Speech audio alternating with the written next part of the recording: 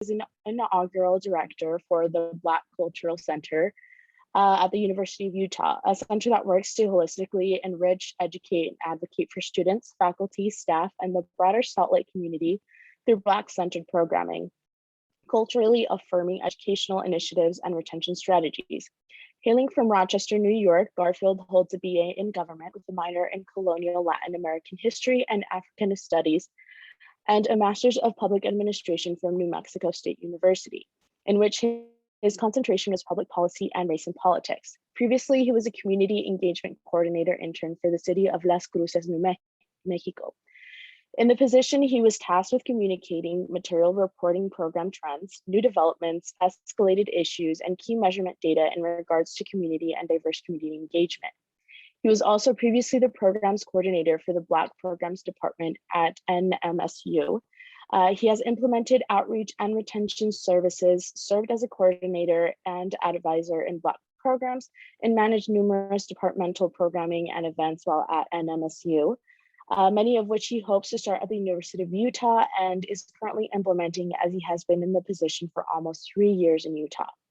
He is part of several organizations such as Curly Me, Utah Black Chamber of Commerce, and the Utah Black Roundtable.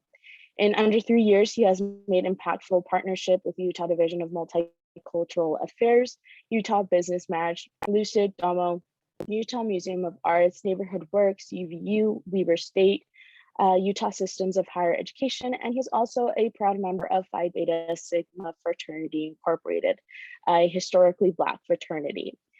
With all of that being said, I will go ahead and turn the time over to Meligha. Thank you so much for that gracious introduction. I appreciate it. Thank you all. I'm going to share my screen. Is that okay? All right. Yeah, go for it. All right. Sounds good. Let me just share it.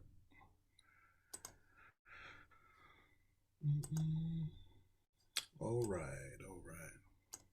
So, thank you all that came today to this presentation. I really hope you enjoy it. Today we're going to talk about leadership for today. Oftentimes folks will tell you what leadership is, and they'll say, hey, there's the old status quo, there's things that that goes into leadership for today. But what we're going to talk about today fully is, what does leadership look like for today?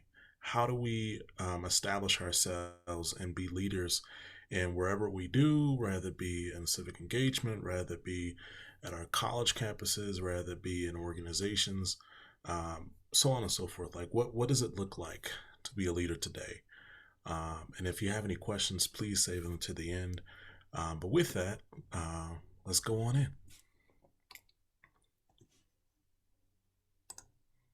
All right.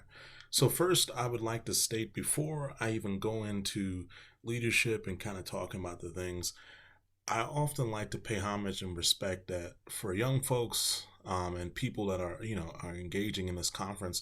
I think you already are leaders. You're already making a difference here in our communities, rather it be on campus, rather it be off campus, rather it be in the state, the country, or shoot, even globally. You're probably making strides already. You're starting and sustaining nonprofits. I know a number of students, as well as folks in the community, are doing this. You're bringing students together across the state. You're starting businesses, as well as you're running for office, which I congratulate all the time.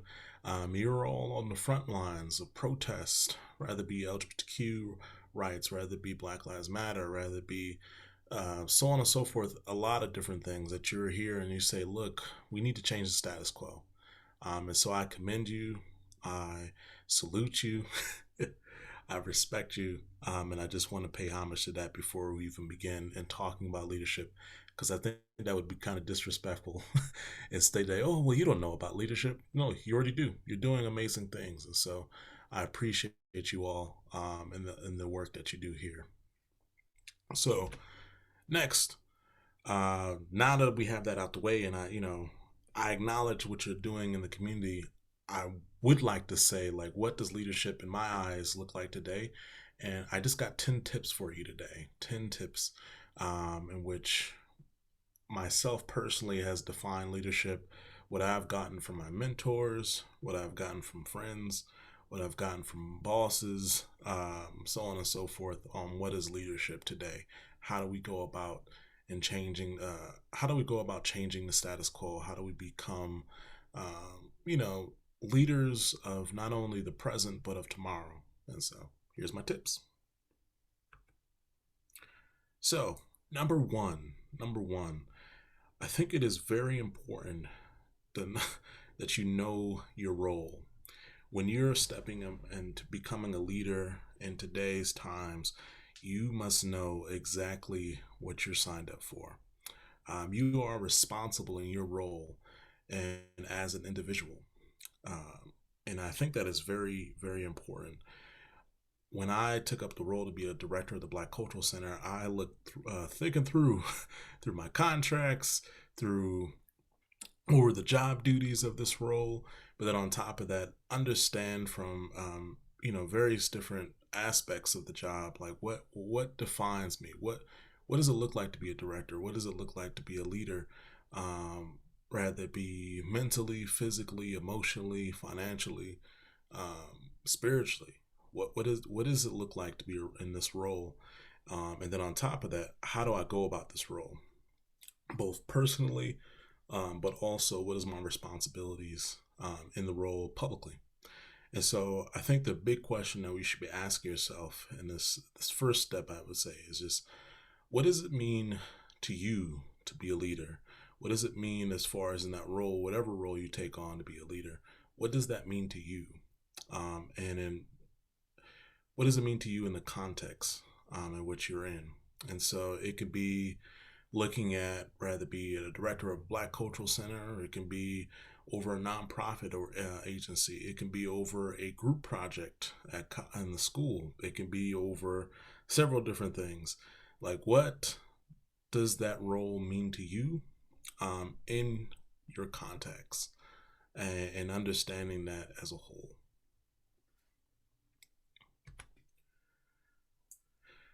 Second, I think we also need to know our values. We need to know our values. I think it is very important that we need to be inclusive, embrace differences, and build on our similarities. What are our values? Rather be equality, team spirit, fairness. What could be the specific values you wish to stress in a particular role? So for myself, and whatever role that I take as a leader, I always set up, okay, this is some of the values that I want to bring in. And then what are the values that they're expecting of this particular role, rather be the public, rather be a job, so on and so forth. And so my personal values that I would bring, per se, into a director of a Black Cultural Center is that understanding, like, okay, I need to value everyone. I need to understand that Black is not a monolith. I need to attain and look at Blackness in a holistic approach. I need to lead a center that is brand new, because the center just started up in 2019. I need to know that relations need to be built, and that a lot of my job as a leader at the center and on the college campuses is relationship building. What does that look like? My values also need to be like, how do I instill love and patience into the work that I do, but also with working with students? How do I create a safe space? How do I create a loving space, a home for students, faculty, and staff on campus? And so I instill those kind of values in the job that I do. And I think even when I was over like student organizations and things of that nature, also when I was in undergrad as well as grad school, the things that I always looked at is like, okay, what do I value in this position as a leader? And again, what are people around me what are they valuing in the position in which I take? And so it's like a twofold. And so I think it's very important that we look at the values all together, and we evaluate what are things that we really value to bring into the position as a leader, and then what should we take out. But also on top of that, what are the values in which others are looking at us to be as leaders?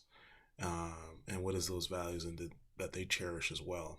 And so I think it's very important that we, just keep an open eye, and we know beforehand and jumping in what are our values as a leader, because sometimes they can even take you down a dark path if you don't know what you value as a leader.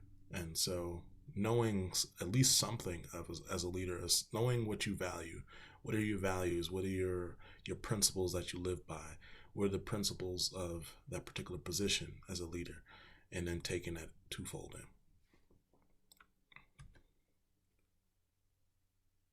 I think the next kind of really big tip that I have for you all is that you should know your skills. Know your skills. I think it's very important that you know your skills.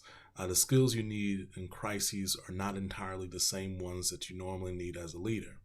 Some common skills that are needed in times of uncertainty are communication, self-control, emotional intelligence, and conflict management. To kind of just speak on a couple of these kind of skills as a leader, communication is very, very important. How you communicate with others, the way you communicate, how you communicate and strategize your leadership, the vision that you want to carry out as a leader, all of that needs to be communicated. And there's several ways in which you can communicate, and I'm not going to get into all of the ways, but just really understanding that communication is key. I know oftentimes people may tell you, like, what is the keys to success to a relationship? And oftentimes a good point that people bring forth is communication. And I think we should take that same measure as in leaders and being able to communicate with others and how we convey ourselves, how do we convey our values, our principles, how do we convey our vision, what we want out of a position, what do we want out of the people in which we're leading, and you just really need to know how to communicate that. I think we also need to have the skill of self-control. People are going to get on your nerves. People are going to get on your nerves all the time. You're going to have to do some things as a leader sometimes that you're like, why am I doing this? And you really kind of question some things sometimes. But it's really important that we understand that as a leader, we need to practice that self-control and understanding that we are humans. We make mistakes. Things happen as leaders. But if you can have patience and understanding, and really understand as a whole, what does that mean as far as the self-control, not letting people, one, get you to a breaking point, but then on top of that, you being able to carry out and be able to still lead under pressure, and having that self-control as a life skill that you should take. I think also it's important that we have emotional intelligence. I don't think a lot of people understand that intelligence is not just, getting some math equations right, or, being able to read 500 books a year. I think there's several different types of intelligences. And one of the most important, I believe, as humans is emotional intelligence. What are your emotions? What are your emotions in spaces and times of uncertainty, but also certainty? What does it look like to be, ahead of your emotions and be able to center in and talk with and communicate with others, and convey how you're feeling? What are your mishaps? What are your goals? If you're feeling good, if you're feeling bad, if you're feeling, out of whack, like the emotional intelligence to convey those emotions, I think is very, very important. And I think everyone should understand, one, what are your emotions personally? Do you know when you're upset? Do you know when you're happy? Do you know when you may be just a little out of whack? Do you know when things, really are putting a toll on you? Or do you understand, one, those emotions, but then how to convey those emotions? And then from there, Do you know how to, pick up on signs of others that are also conveying certain emotions as well? And being the bigger person and being able to, like, okay, I understand this person may be upset in this situation. I'm trying to lead this person. Let me give them, some time to really gather themselves. But also on top of that, understand that they may be upset a particular reason. And how do you hone in on that emotion? And so I think emotional intelligence can be really a heartfelt skill that you can take on. And I think you can use that skill kind of in anything, rather it be being a leader, rather it be in the projects that you do, rather it be in life, rather it be in your relationships, so on and so forth. Really understanding that we must have emotional intelligence. And then also conflict management. As a leader, conflict is a given. Things are going to happen. And it really shows as a leader, how do you manage conflict? How do you manage difficulty? How do you manage people kind of, button heads with you or button heads with each other? And how do you lead forth with that? How do you make sure that conflict, I mean, things can stay in conflict, but how do you manage that and understand that, okay, this is the things that are going on. How can we handle this? But then on top of that, move forward, because life is short. And so with that, conflict management is very, very important, and it pulls in other skills. Conflict management, you have to have emotional intelligence and understanding and reading the room and understanding the people that are expressing the emotions and even yourself. It Conflict management also is a combination of communication and self-control. All of these things kind of working in tandem together so that you can control a situation and you can manage the conflict or difficulties that are coming ahead, because they're a given.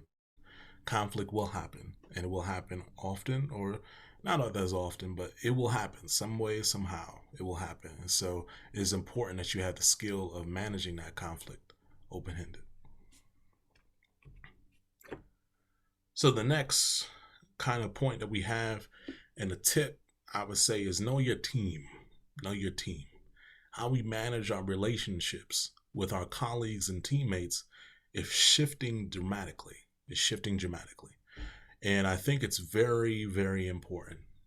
You are your weakest link. You are your weakest link. Know the strengths and weaknesses of your team as you lead out on them. Rather it be in projects, rather it be in tackling, tackling injustices or so on and so forth. Like, know your team and who they are.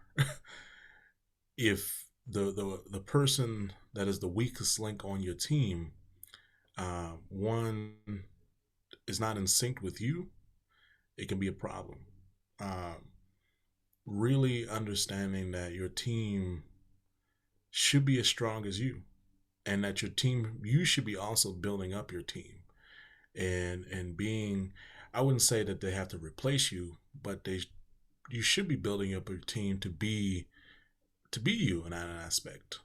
If you were to step away, if you were to move away from the situation, or let's say a conflict got too big and you just couldn't do it, can you have your team step up?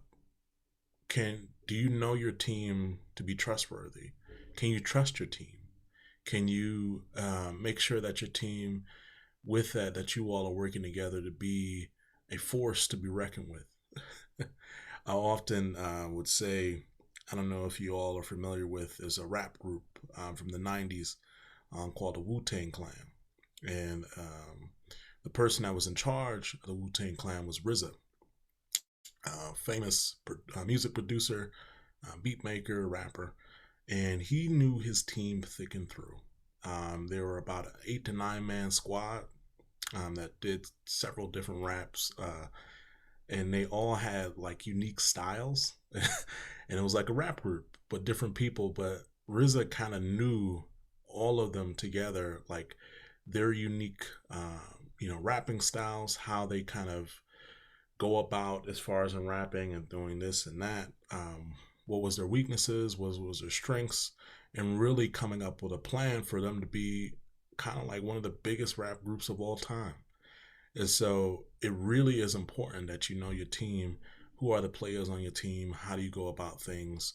what are their strengths and weaknesses, and then if they can replace you, if they can step into the shoes when you're not there, building them up as a force to be reckoned with. All right, so number 5 is know your institution in order to change the system. So I had this saying my father used to tell me all the time, and I use this actually, I've used this ever since I was a kid. I have it on my email signatures. I've have it on my business cards and stuff like that. But it is, in order to change the system, you must understand it first.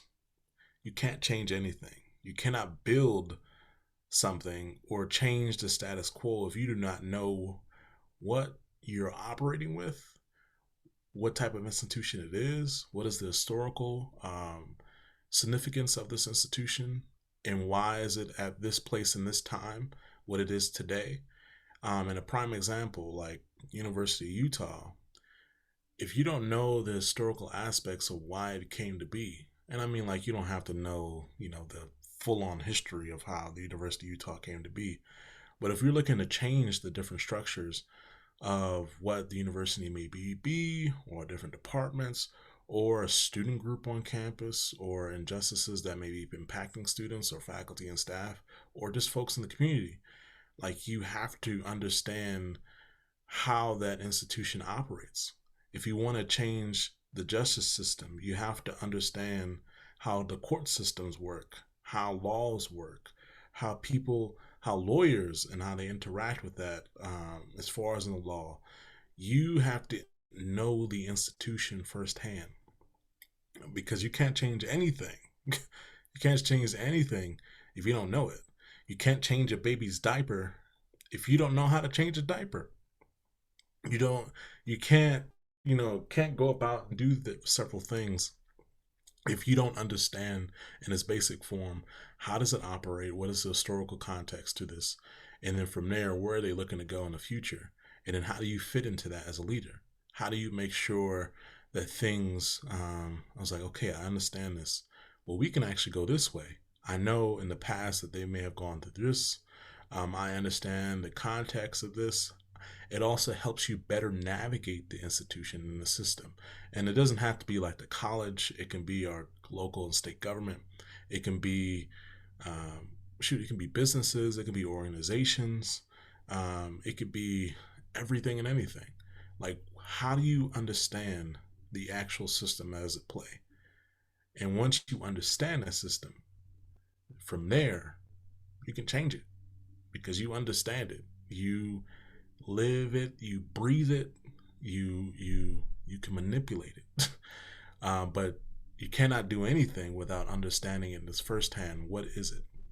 And so I think it's very important that you get with people that do know the system, but then on top of that, that you take some time out of yourself as a leader to understand what is at play in that institution or organization or, group project or what's on, so on and so forth. Like, knowing exactly what is at stake and what is and what is going forward in the historical context as well.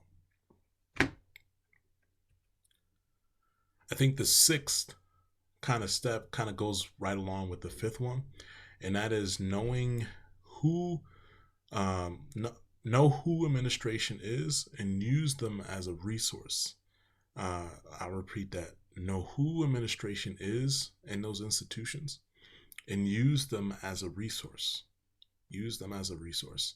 It is extremely important to build relationships with faculty and administrators and those out there that are in the community, the old guard, as we say, because they are a key resource when it comes to prominent level execution and operations.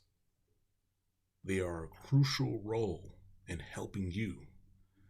So, yes, you can go out and change the world and change the status quo, but your job will be a whole lot easier as a leader if you at least understand who is in charge already, and then on top of that, how do you use them as a resource, even if they may, they don't have the same values as you, or so on and so forth. Like, how do you utilize them to be a key aspect in your prominent level execution, how you execute your values, your vision, and things as a leader itself. And so I think it is very, very much important that we understand what is, again, who and what is the administration, who are the leaders, who are the old guard, who are the folks that have been in the game for a while. How do you interact with them? And how do you use them as a resource? And not just say, oh, well, you're old, I'm new, I can do this in the game. Like, how do you actually utilize them? I think it's important. Number 7, I would say, is get a mentor. Get a mentor. A mentor is a trusted advisor with more experience or status who teaches you in a constructive partnership. You, as the protege, learn from your mentor's experience while your mentor grows and benefits from your fresh perspective and knowledge. It's a two-way street.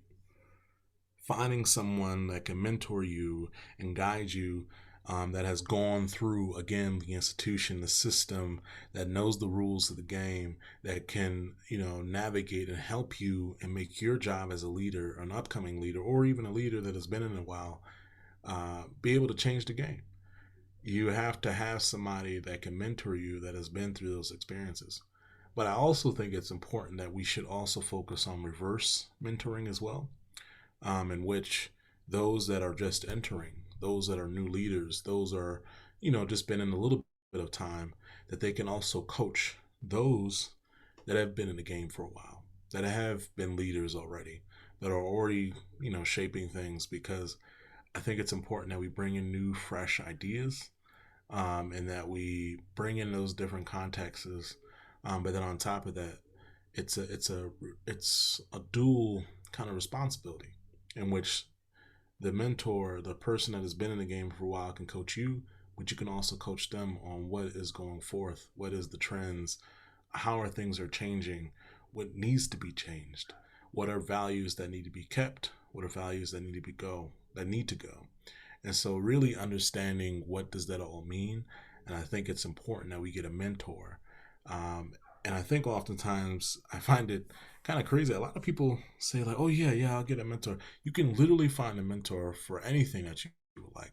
And I also think it's important that we have multiple mentors. You don't need one person to fill all your needs as a person in your growth. The only thing that, not for the people that are religious, I think the only person that could probably do that is God, that can fill all your needs. But with that, though, as far as in just person to person, use multiple people as mentors. Maybe there be a mentor that you need as far as in your job, or maybe there's a mentor that you need as far as in coaching you on how to be a leader. Maybe you need someone that's on life skills and really learning just life itself, or relationships, or projects that you may be working on. Getting multiple mentors that can help you and navigate the system, because again, it is not just one person that knows it all, and it shouldn't be a know-it-all or a person that knows everything, because they don't. Everyone has valuable experiences, and so getting different perspectives, looking at things as a whole in 360, and getting multiple perspectives from that, and getting multiple mentors to kind of help you. I think it's important.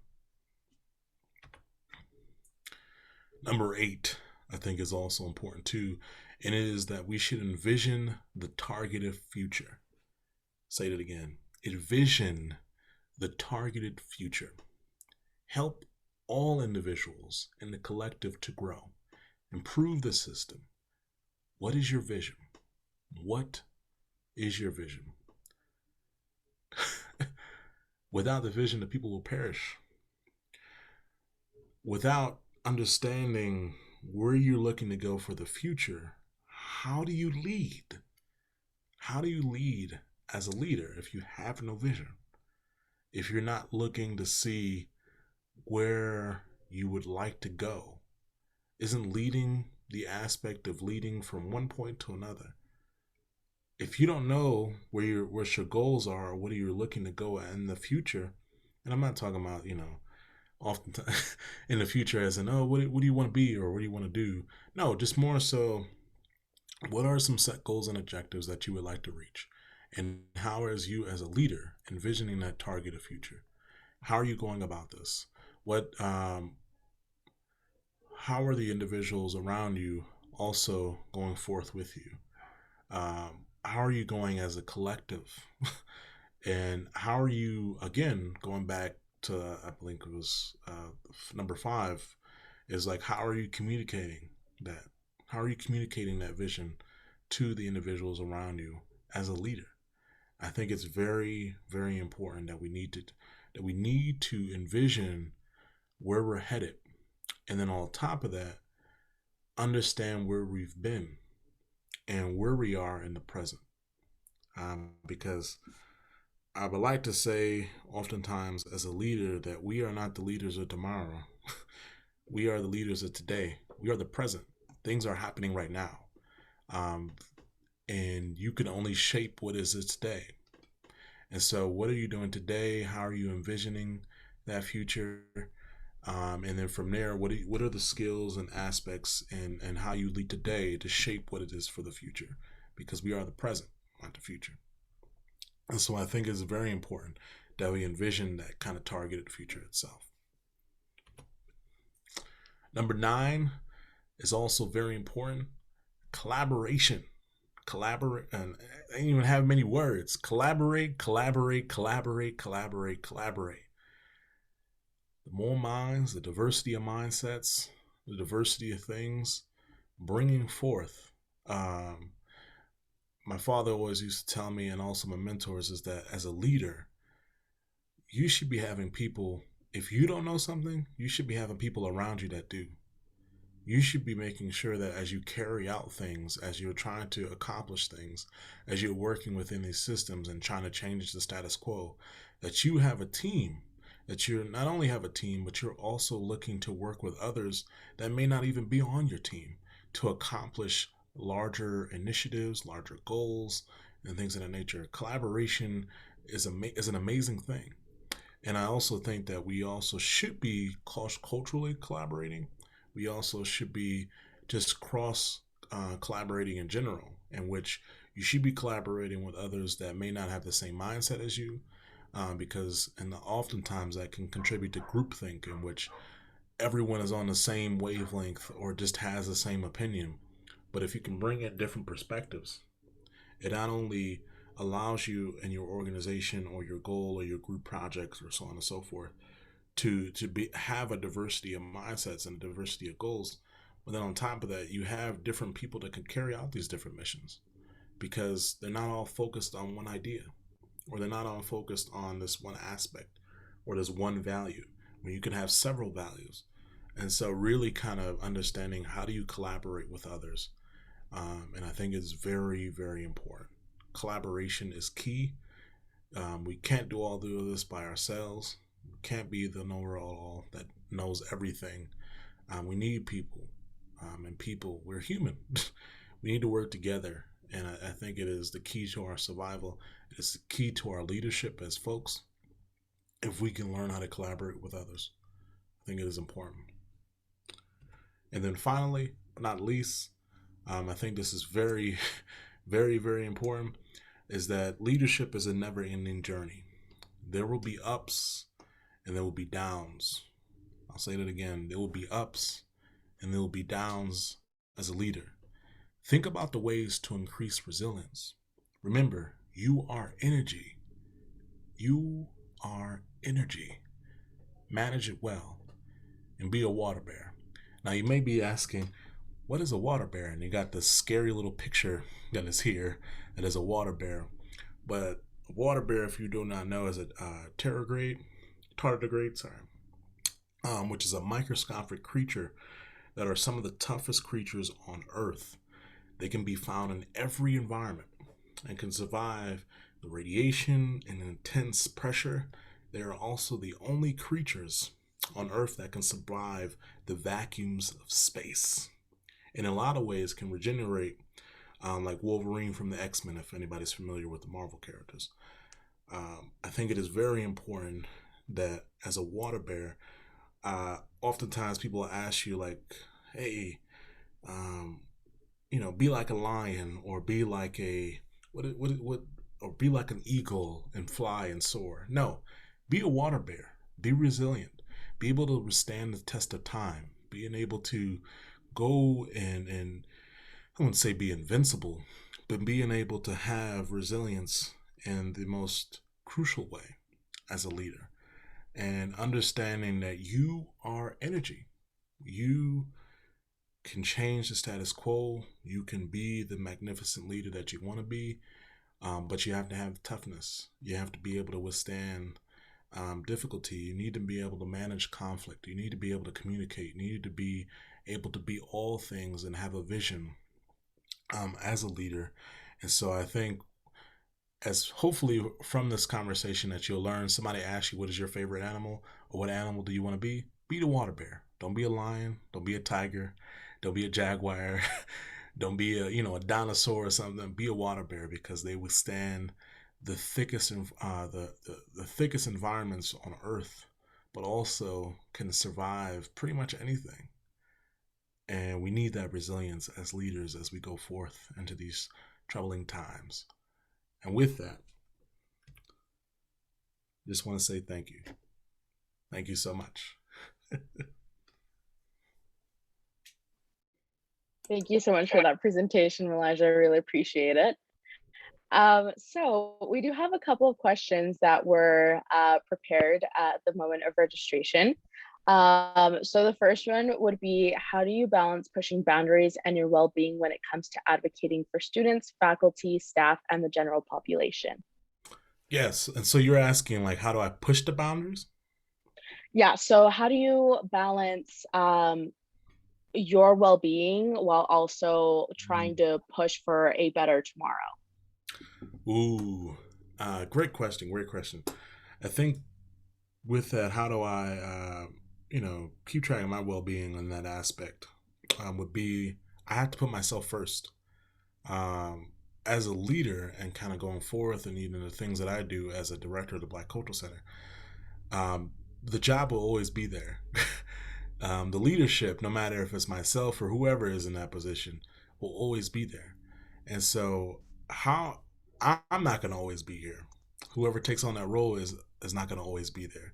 So, in the meantime, as in being in the present, how am I caring? How am I caring for myself? How am I understanding my emotional, physical, spiritual self? How am I working on those things? And it means by taking time to myself, being able to step away sometimes as a leader, being able to have emotional intelligence and understand who I am. And that's how I kind of go forth a lot, is by really working on myself, because I can't change, I can't lead if I can't even lead myself. But yeah. Awesome. Thank you for that answer. And then the second question is, how do we speak on issues without being tokenized? Ooh, how do we speak on issues without being tokenized? Ah, I would say, I wouldn't say that it's easy. I sometimes even feel like that myself as being the director of Black Cultural Center. Like, oh, we must bring in this person to speak on all things Black. Uh, and I'm just like, oh, okay. I think, how do you speak up for things and not be tokenized is one, saying no sometimes. Uh, Saying no, I think, is very important. Being able to say no, and knowing what is your bandwidth on things, and understanding that, especially as minoritized folks or people that may be subject matter experts and so on and so forth, that you may be tokenized a lot because you may know a lot in the realm of what you're trying to do as a leader. And so with that, really just one, knowing yourself, but also being able to say no. And that's one thing. I'm not saying that I have perfected as a leader. I am learning still how to say no. And I think if I can have agency and be able to speak up for myself and say, yeah, no, I'm not going to do that. I'm not about to be your token, to speak on just this issue or that issue. I have a plethora of different issues that we can speak on, or also the successes. And so, yeah, I'm here. Thank you for that awesome response. We have a question from the chat. So, when being a leader, you're often thinking ahead and setting goals for the future. How do you stay present while also being expected to make long-term plans and goals? Ooh, it says when being a leader, she's often thinking ahead, setting goals. Yeah, how do you stay present? How do you stay present? Ooh, um, how I stay present is by having an amazing team, being able to offload certain things to others, being able to, uh, you know, being able to offload some of the work or some of the initiatives and things that I need to do to others so that I can focus on the bigger picture. Oftentimes, as a director of a department on campus, or if you ever get into an executive position spot, or you just do things that are just bigger positions of leadership, you can't do everything as a leader. And I think as leaders, we get into that shuffle as a, no, I must do everything. I must show that I am the leader and I can do everything, but also come up with all the plans and go forth with the long-term plans. And I think, no, we can't do that. We can't do everything. And so having people, again, that's why I'm saying, know your team and have a team around you that you can offload things to and kind of move forward. So then as a, as a director or an executive director or a CEO or so on and so forth, or someone in charge of a nonprofit or even a student organization, that you're able to understand what is at stake and then offload or delegate responsibilities to others so then you can focus on the larger picture or where you're trying to go. Awesome. That was very helpful. Another question is, how are you able to engage in several organizations at a time without compromising the quality of your participation? Ooh, good question. So when I was in college, and even today, but I'll speak more when I was in college. When I was in college and undergrad, I think I was part of like 5 organizations. I was the president of our Black Student Union. I was in a fraternity, which I had a leadership role on our executive team. I was, what is it, head of like our debate team. I was doing all types of stuff. How I manage these things is really, again, being able to, one, bring certain people with me along the way. But then on top of that, understand again that I can't do everything. And I don't want to have, you know, problems within these other organizations because of my time. So I think there's two things that goes into that. One, again, as I stated in the presentation, know what your values are as a leader, and in every situation that you lead, know what your values are and what are the values in which people want from you. But then on top of that, time management, being able to manage your time effectively and how you spread your time, and that it is okay again to say no on things that you may want to do or can't do, um, but then it's also okay to say yes, and to pick up new opportunities and stuff like that. So really, again, just knowing your values and then having time management. Awesome. And then another question from the chat. How has COVID-19 pandemic changed your leadership style? Ooh, good question. How has COVID changed my leadership style? That's a good question. I would say for me, it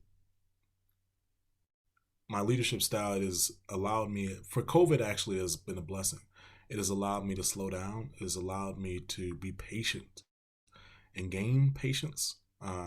Because, often before COVID, people are like running at 300 miles per hour. And I don't know how they did it. I don't even know how I did it. And so during the pandemic, and even now, because we're still in the pandemic, it has really allowed me to, like, Meligha, like, slow down. Just slow down. It's okay. You ain't got to do all of that right now. Your vision's gonna be there. As long as you have a plan, your vision's gonna be there. Just have patience, and kind of have patience of yourself, because that's important.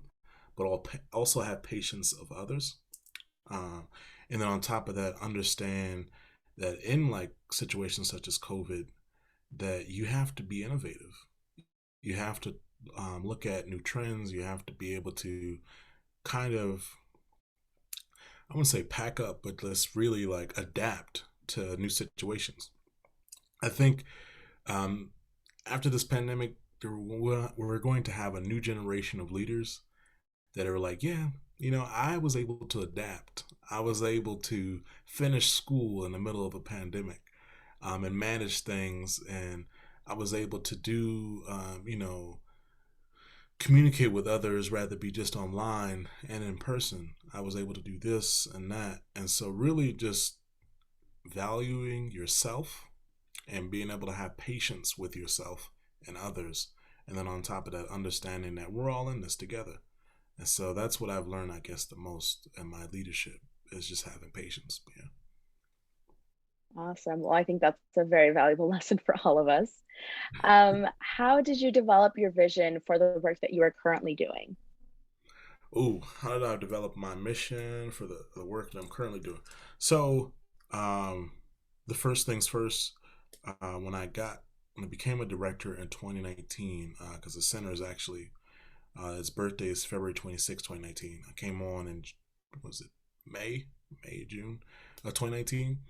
And what I did as a leader then and even now is that the first things first, as you're a new leader or as you stepping into a leadership position or role, you have to assess again what is around you, what is the institution like, what is the organization, what is the club, what exactly is at stake, and understanding that type of place. So that means surveying, that means building relationships.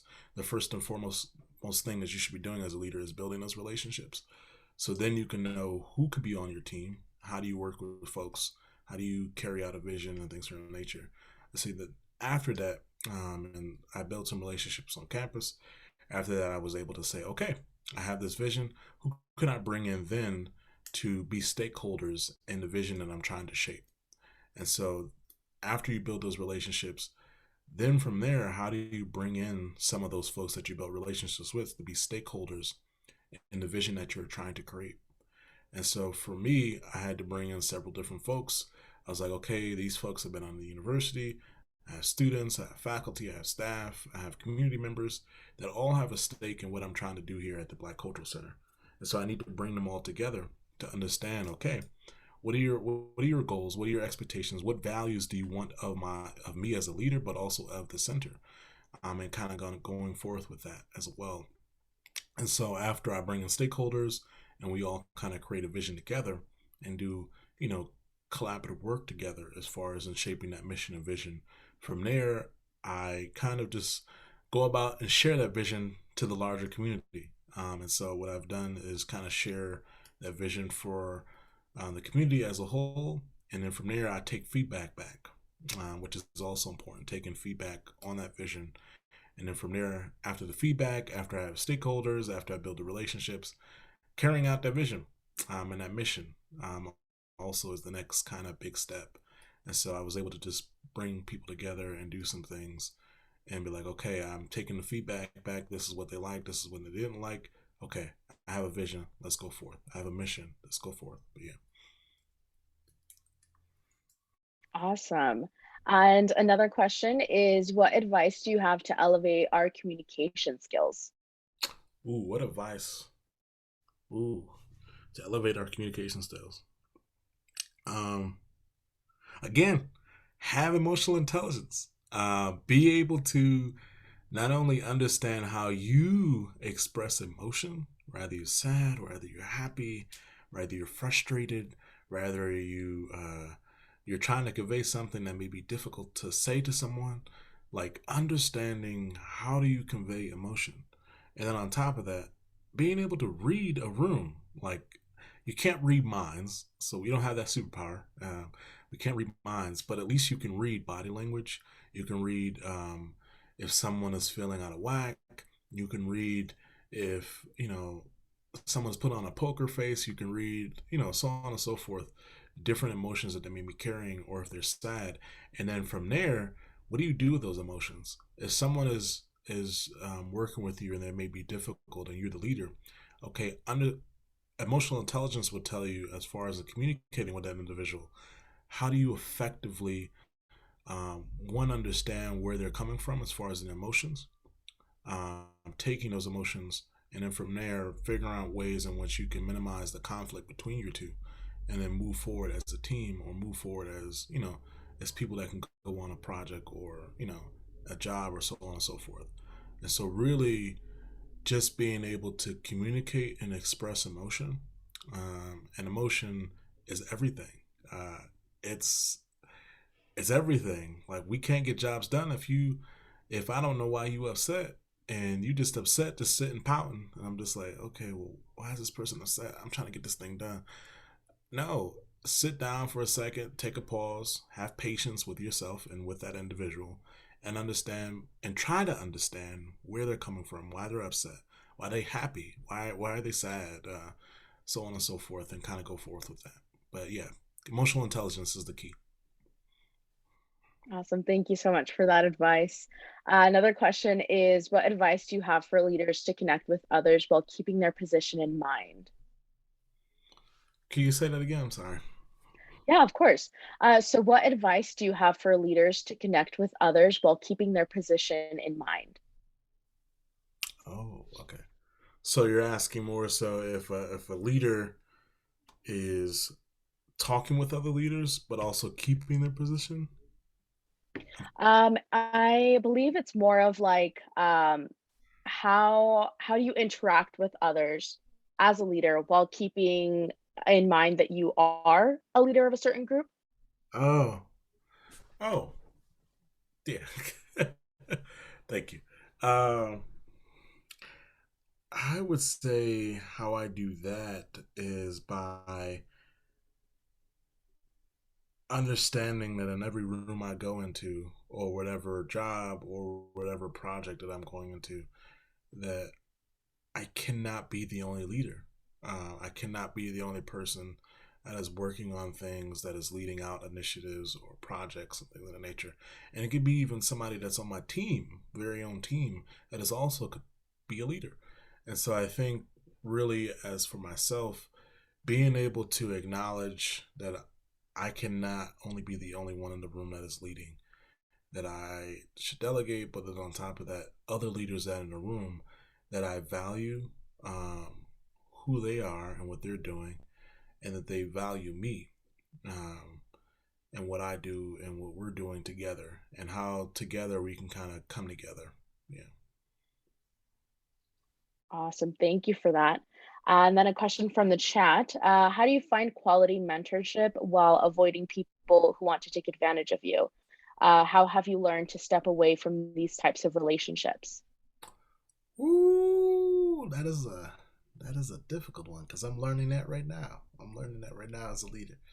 Um, how do you find quality mentorship? How do you find quality mentorship without people taking advantage of you? Um,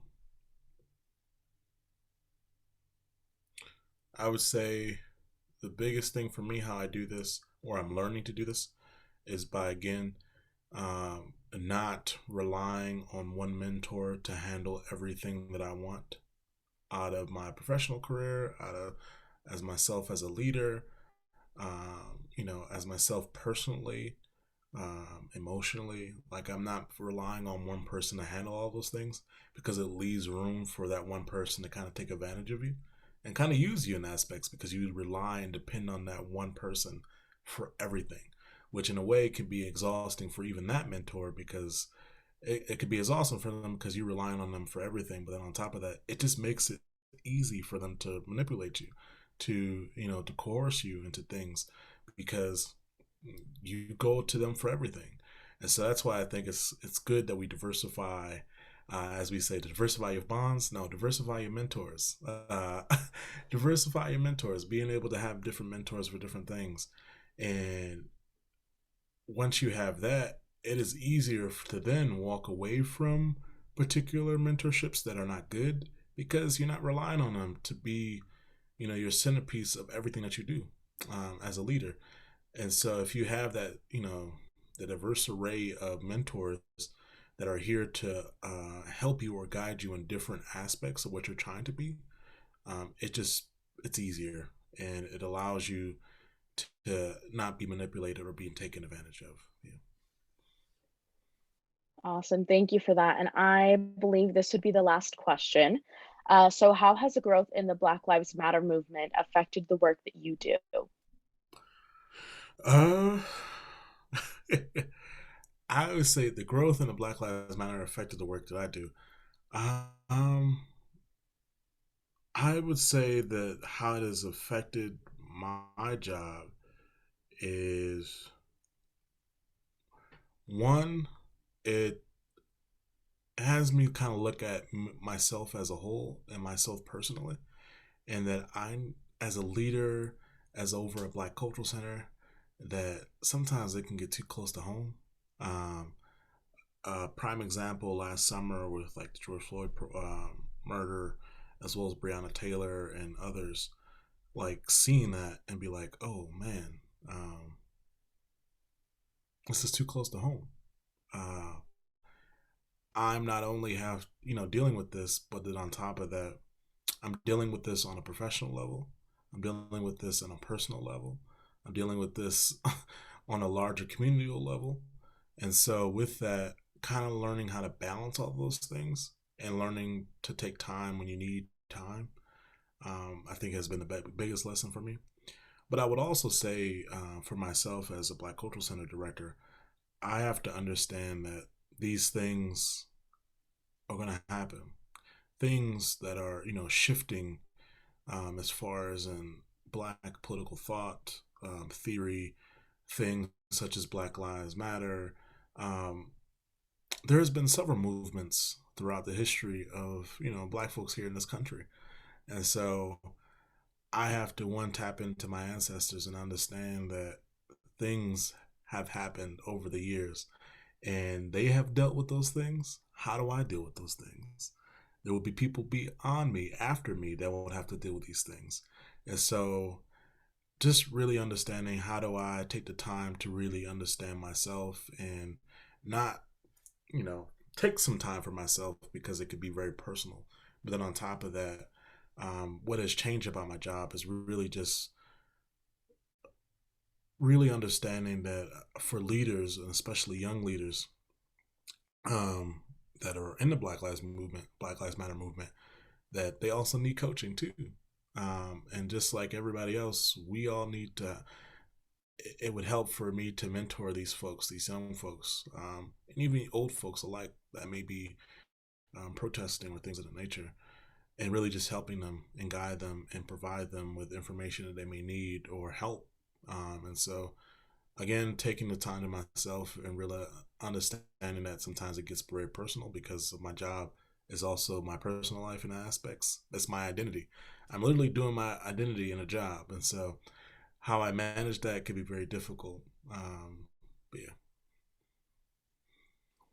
Alrighty. Well, thank you so much for sharing that part of you. I really appreciate it. It looks like we are at time. So thank you so much, everyone, for participating. And a special thank you to you, Meligha. I really appreciate you sharing your knowledge and your experience with us. Just as a quick reminder, there will be a survey that will be sent out shortly after the conference, and we would greatly appreciate all of your feedback, just so that we can make next year's conference a lot better. But with that being said, thank you so much for your time and energy, and I hope that you have a wonderful day. Thank you. Alrighty, bye y'all.